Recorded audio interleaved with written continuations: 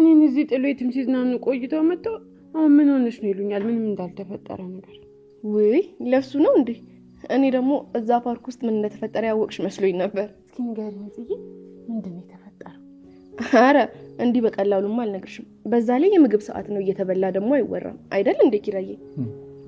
አዎ እንዴ ገበታ ክቡር ነው፣ እየተበላ በጭራሽ አይወራም። አረ በእናትሽ ጽዬ ንገሪኝ። እሺ በቃ እንደውም ኪራዬ ንገሪኝ። ኪራዬ ወንድሜ ምንድን ነው የተፈጠረው ንገሪኝ። እኔ የለሁበትም፣ እዛው እንደጀመራችሁ ጨርሱ፣ እኔ ምግብ ልብላበት። ከዛማ በላን ጠጣን ተጫወትን፣ ያውም ደስ የሚሉ ጌሞችን አይደል እንዴ ኪራዬ? አዎ እንዴ በጣም ቆንጆ ጊዜ ነበር። ዘፈን ሁሉ ዘፍኜላታለሁ እኮ። ጭራሽ ዘፈንክላት?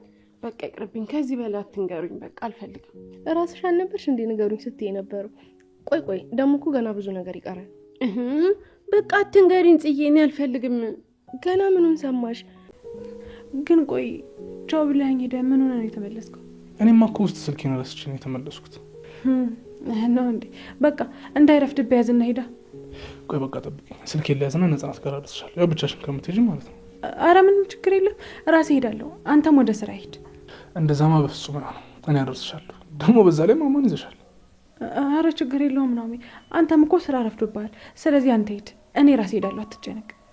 እናቴ ስራው ቀስ ብሎ ሊደርስ ይችላል። ቅድሚያ መስጠት ያለብኝ ለእናንተ ደህንነት ነው። እና አንተ እኮ ዝም ብለህ ለምትጨነቀው? ስራ በጊዜ መሄድ አለብህ። አንተ ካልሄድክ ደግሞ ብዙ ስራዎች ሊበላሹ ይችላሉ። እኛ ቀስ ብለን እንሄዳለን፣ በዛውም ሰዓቱ ይገፋልናል። ካልሽሽ ግን አደራ ራስሽን የጠበቅሽ።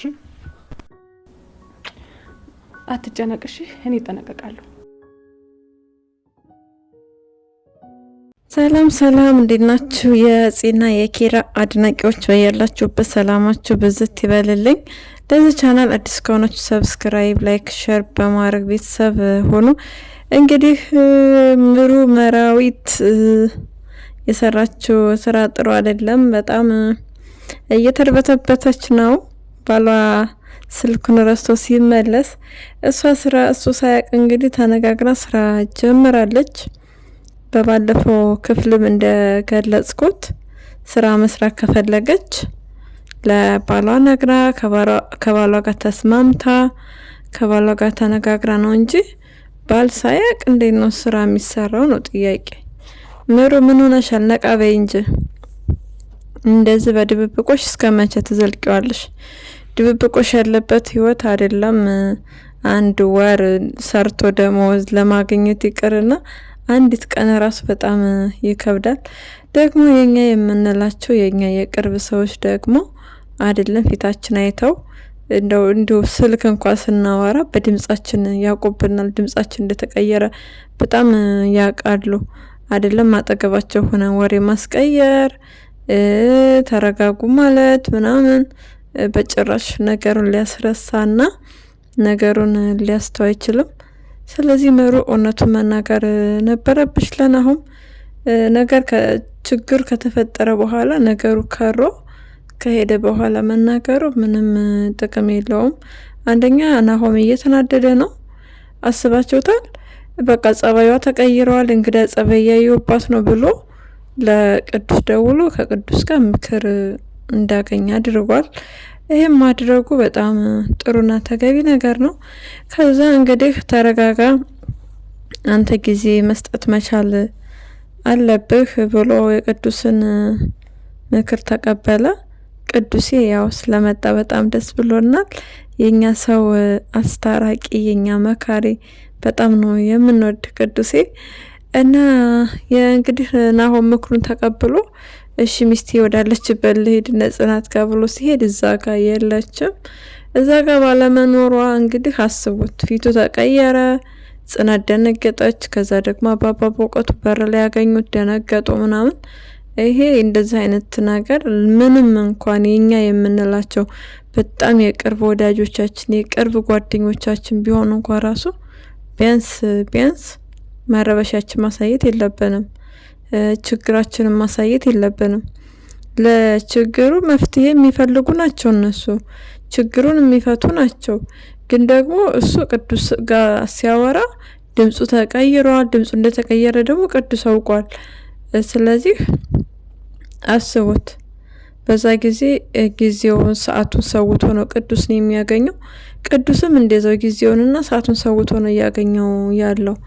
ነገር ግን ቤት ውስጥ ሰላም ነገር ለመፍጠር ብትሞክር ምሩ ለባሏ እውነታውን ያለውን ነገር ብትናገር፣ ባሏን ብታማክር፣ ባሏ ሌላ ሰው ጋር ፍለጋ ለማማከር አይሄድም፣ እንደዛ አይረበሽም። አስባችሁታል? ችግር አለው እያልኩኝ አይደለም፣ ችግር የለውም። ነገር ግን ባይሆን ይመከራል። እንደዚህ አይነት ደረጃ ላይ በቃ ማድረስ የለብንም። ሌላ ሶስተኛ ሰው በህይወታችን አምተን ምክር ስጡኝ እንደዚህ ሆንኩ እንደዛ ሆንኩ ከምንል ቢያንስ ተነጋግረን በቤታችን ውስጥ መፍትሄ መፈለግ ነው እንጂ ነገሩን ለማስቀየስ ለማረሳሳት መሞከር ይሄ ራሱን የቻለ ችግር ነው። እንግዲህ እንደዛ እንዳደረገ ምክሩ ከተቀበለ በኋላ ጽናት ጋር ሄዶ ጽናት ጋር ሲሄድ የለችም። በቃ ፊቱ ተቀየረ። አለመናደድ ፊቱ አለመቀየር አይችልም። ማንም ሰው እኮ ፊቱ እንደዛ ተቀይሮ እኮ እንዳየው አይፈልግም። ከዛ በቃ ያገኘው ሰው ሁሉ ምን ሆኖ ነው፣ ያየ ሰው ሁሉ ምን ሆኖ ነው በቃ። ከዛ ደግሞ መንገድ ላይ እያስቆመ ማውራት ሳይችል ማውራታውን አባባ በእውቀቱ ልክ በር ላይ አገኛቸው። ሲያዩት ፊቱ ጥሩ እንዳልሆነ ነግሯቸው ማቲ ፊቱ ልክ እንዳልሆነ አባባ በእውቀቱ ነግረውታል። ያስታውቃል ፊቱ በቃ ጨሷል። ስለዚህ እንደዚህ አይነት ነገሮች እንዳይፈጠሩ እኛ የምንፈልገውን ነገር ከትዳር አጋሮቻችን ጋር ተነጋግረን መፍትሄ ማምጣት መቻል አለብን። ምሩዬ ጥሩ ነገር አይደለም ያረግሽው። ምንም እንኳን ባልሽን ለማገዝ የቤትሽን ጎዶሎ ለማሙላት እንደዛ አስበሽ ነው፣ ግን ደግሞ ተደብቆ አይደለም ስራ የሚሰራ። ምናልባት ባልሽን ብትነግሪው ከባልሽ ጋር የመስራት እድል ይኖርሻል። ባልሽን ሰፖርት ብታደርጊው እሱ እንድትሰሪ ደግሞ ከፈለገ ገዛሽ ግዴታ የሚያስፈልገው ከሆነ እኮ ስሪ ይልሻል አይደለ?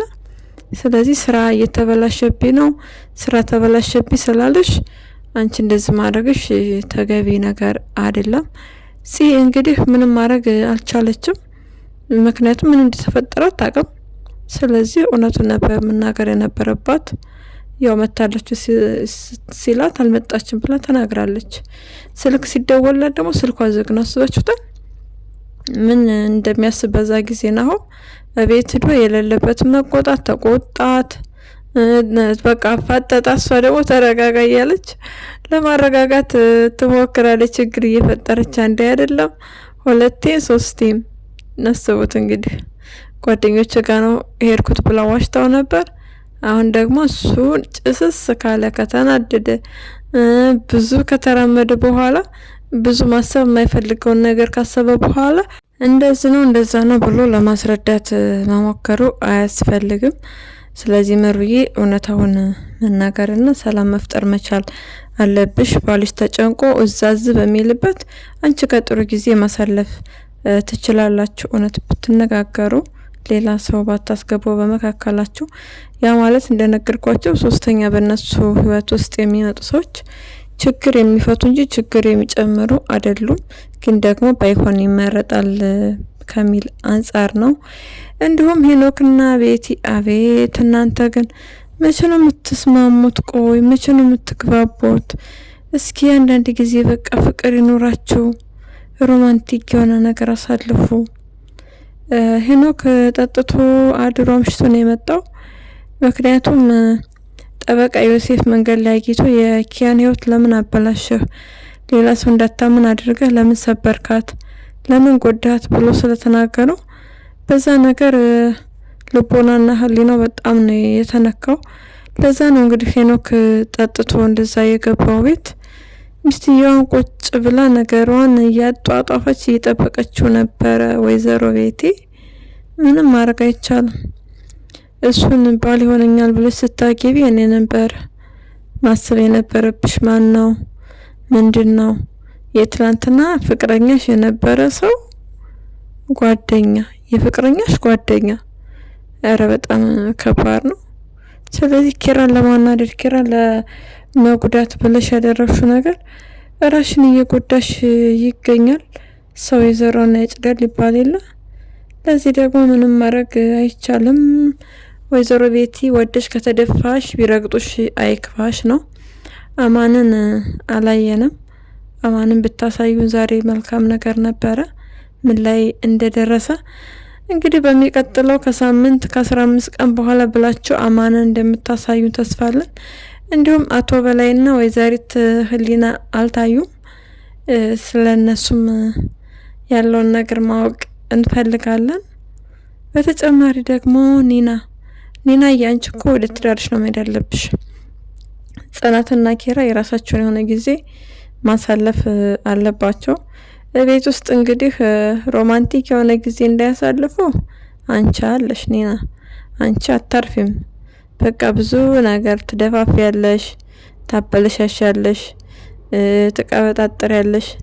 ከዛ አንጻር ሮማንቲክ ቤት ውስጥ እናሳልፍ ቢሉ ማሳለፍ አይችሉም። ንገሩኝ፣ ካልነገርሽ ብለሽ አኩርፈሽ ሲነገርሽ ጆሮሽን ያሽ። አቤት ኒና ግን ኧረ ተይ፣ የወሬ ጥምጥሩ አይደለም። ተይ ኒና ተይ። አስባችሁታል? ንገሪ ጽዬ፣ ኪራዬ ወንድሜ ንገሪ ብላ ጉዝጉዝ አለች። አይ ምናምን ብሏታል ኪራ። ከዛ ጽዬ አንቺ ንገሪ፣ ሲነገራት ምን ብታረግ ጥሩ ነው? ጆሮዋን ያዝ እርፍ። አንቺ ከናቲ ጋር ነው እንደዚህ አይነት ቦታ መሄድ ያለብሽ እንጂ ከኪራ ወይም ከጽ ጋር ሆነሽ አይደለም። አንደኛ ቤት ውስጥ የምትረብሻቸው ነገር ይበቃል። ሁለተኛ ውጭ ሄደሽ ለመረበሽ ማሰብሽ ስህተት ነው። እንግዲህ ኒናዬ ናቲ በጣም ተቀይረዋል። ቅዱስ በጣም ደስተኛ ነው በናቲ፣ በጣም እየተደሰተበት ነው። ቅዱሴ በጣም የተለየ ሰው ነው። ሁሉ ጊዜም እንደምንለው ለሰውን ስፍስፍ ሩህሩህ ነውና እንደ ወንድሙ ነው የሚያየው ናቲን። እንዲሁም ጽናትና ኪራም እንግዲህ ኒና የመጣችበት መንገድ ይታወቃል። ያው መጀመሪያ የምትሰራው ስራ ጥሩ አልነበረም። በዛም አማካኝነት እንግዲህ ኪራ እዛ በነበረ ሰዓት እንዲጠጣና እንዲሰክር ካረገች በኋላ አብራት እንዳድር አደረገች። ነገር ግን እሱ አላድርም ቤቴ እሄዳለሁ ብሎ እንዴት እንዳደረ በጣም የሚገርም ነበረ። ለሚስቱ ያለው ታማኝነት፣ ለሚስቱ ያለው ፍቅር። ኒና ደግሞ እኔ ጋር አብረተኝተሃል ካለበለዚያ ለሚስትህ እናገራለሁ እያለ በማስፈራራት ነበር የመጣችው። እሷ እንግዲህ የሄደችበት ቤት ዳይመንድ መስሏት ጌጣጌጥ አጊታ እሱ ጌጣጌጥ ሰራኩኝ፣ በሱ ምክንያት እያሯሯጡኝ ነው፣ ሊገሉኝ ነው ምናምን ብላ ነበረ። ነገር ግን ዳይመንድ ሳይሆን ኖርማል ጌጣጌጥ ነው። እሱም የተረጋገጠው ስፒድ ነው። ቤቲም ታውቃለች ስለዛ ነገር። ስፒድ ሰርቋት ነበር። እሱ የማይበረብረው ነገር ስለሌለ እንግዲህ ስፒድ ሲያገኝና ሲያስመረምረው አርቲፊሻል ሆኖ ተገኝቷል። ኒና ደግሞ ያን ሽጬ ወደ ውጭ ሂጄ በቃ ሀብታም ኑሮ እኖራለሁ ነበር እቅዷ፣ ግን አልተሳካም። ምንም ማድረግ አይቻልም። አንዳንዴ ያሰብነው ሁሉ ይሆናል ማለት አይደለም። ኒና እንግዲህ በዛ ሁኔታ እያስፈራራች ጽና ኪራን መኖር ነበረ እቅዷ። ነገር ግን አልተሳካላትም። ሚስጥሯ ተደረሰ። በስልክ ስታወራ ያለችበት ሁኔታ ታሳዝናለች። እውነት ለመናገር ታማሚ እህት ነበረቻት። ቤተሰቦቿ አይፈልጓትም ነበረ። ብቻ ብዙ ፈተና ያለባት ሴት ነበረች። ዞሮ እውነቱ ከወጣ በኋላ ለጽና ለኪራ መልካም ነገር ሆኖላቸው እሷም እንደዛው እንግዲህ ቀጠለች። ቤት ውስጥ በቃ እንደ እህት ነው የሚያዩት። ቤተሰብ አድርገው እያኖሯት ነው። በጣም ደስ ይላል። እና እሱም የልጅ አዋቂ ናቸው። ጽና ኪራ በጣም መልካም እንግዳ ተቀባይ፣ ሰው አክባሪ ናቸው። በዚሁ ቀጥሉ ነው የምንለው። ጽና ኪራ ልጅ ውለዱ እየተባላችሁ ነው። ልጅ መውለድ መቻል አለባችሁ። ያው ግዴታ ነው፣ በቃ ግዴታ ነው። እኛም ማድረስ ስላለብን በዚህ በኩል እያደረስን እንግዲህ የበኩላችን መወጣት ስላለብን ነው። ወለዱ ተብላችኋል፣ ትወልዳላችሁ። በቃ ይሄ ህግ ነው። ጽዬ ሰበብ ምክንያት እንዳሰጪ ኪራ ትማራለች ጽናት እያለ እያሰበ ለዛ ነው። ትምህርት ችግር የለውም፣ ከወለደች በኋላ መማር ትችላለች። ስለዚህ መጀመሪያ ልጁ ይምጣ እንግዲህ፣ ወይም የምትወልዱት ልጅ ሲያድግ አብራ ከልጃችሁ ጋር ትማራለች ከልጇ ጋር። ስለዚህ እኔ አስተላልፍ ያለው በበኩሌ ትውለድ ተብላ ጽናትና ኪራ ይውለዱ። አዎ ይውለዱ። እኔም እስማማለሁ በእናንተ ሀሳብ። ከዛ በተረፈ ደግሞ እንዴት ነው መርማሪ ጆ ዛሬ ለምን የለም? መርማሪ ጆ የለም፣ ናፍቆናል። እንዲሁም ጠበቃ ዮሴፍ እንግዲህ ስለ አሳ ስለ አጠማመድ እሱ ነገር በጣም የሆነ የሚገዛና ትክክል የሆነ ነገር ነው የተናገረው። የኛ ያልሆነ ነገር ይመጣል ብለን መጠበቅ ስህተት ነው። ስለዚህ ኪያ እየተበላሽ ነው፣ ኋላ እንዳታለቅሽ ምንም ማድረግ አንችልም። እንግዲህ ኪዩ ትላንትና ጫማሽ ላይ ነው ያለሽው። ዛሬ ሄኖክን እያሰብሽ እያለቃቀሽ መኖሩ ከጠቀመሽ መልካም ነው። እንግዲህ መርማሪ ጆ ደግሞ መርምር ያለችውን ሀኒ እየመረመርክ እንደሆነ ተስፋ እናደርጋለንና ጠበቃ ዮሴፍም ወደ ጀርባ ዞር ለማለት የፈለገ ይመስላል። ስለዚህ በተራሽ አንቺ አፍቅረሽ አንቺ እንደምትሰቃይ እርግጠኛ ነኝ ኪያ። ይሄ ሳይሆን ሳይረፍድ ብትፈጥኒ መልካም ነው። ሀኒ ደግሞ እንደ አጋጣሚ ሆኖ ያደረችው ከኪዩ ቤት ነው። ፍቅራቸው ደስ ይላል። በጣም ነው የሚያስቀኑት። ደስ ብሎናል ሀኒ፣ ደስ ስላለሽ ጧት ተነስተሽ ቁርስ ተነሽ ቤተብለሽ ስለበላሽ እንደዚህ በቀኛ ራሱ ስላየን በጣም ነው ደስ ያለን። እንግዲህ ኪዩ እኛ ጋር ለምን አትኖሪም እኛ ጋር ኖሪ የሚል ጥያቄ አቅርባላታለች። ጥያቄውንም እንዳልተቀበለች ግን እንዳመሰገነች ደስተኛ እንደሆነች በጓደኞቿ ተናግራለች። ሀኒ ዞሮ ዞሮ በቀጣይ በእርግጠኛነት የኪራ እህት እንደሆነች ይታወቃል። እህትነቷ ከታወቀ በኋላ ወይ ፍንክች አባባ በእውቀቱ መቼም ቢሆን አደራ የሀናን እህትነት ለኪራ ተናግረው ቤተሰቦቿ ጋር አቀላቅለዋት እንዲሄዱ ስንል ጥሪያችን እናስተላልፋለን። እንዲሁም አባባ በእውቀቱ ከሄዱ ቶሎ መምጣት ማየት እንፈልጋለን። ከሄዱ እንግዲህ ሄዳለሁ ካሉ ምንም ማድረግ አይቻልም፣ መሄድ አለባቸው። ነገር ግን እንደነገርኳችሁ እንዳደብቁብን አደራ። ሲሆን የጽ አባትን ማምጡልን፣ ካለበለዚያ አባባ በእውቀቱ መጥፋት የለባቸውም። የድራማው ድምቀት ናቸው። የሁሉም ሰው መካሪ፣ በጣም ሰብአዊነት የሚሰማቸው ሰው ናቸው። ለዛሬው ያስኩላችሁ ቪዲዮ ይሄንን ይመስላል። በሌላ ቪዲዮ እስክንገናኝ መልካም ጊዜ እንዲሆንላችሁ ተመኘው። ለቻናሌ አዲስ ከሆናችሁ ሰብስክራይብ፣ ላይክ እንዲሁም ሼር በማድረግ ቤተሰብ ሁኑ። ሀሳብና አስተያየታችሁን ኮሜንት ላይ ጻፉልኝ። ስለምትከታተሉ ደግሞ ከልብ እናመሰግናለን።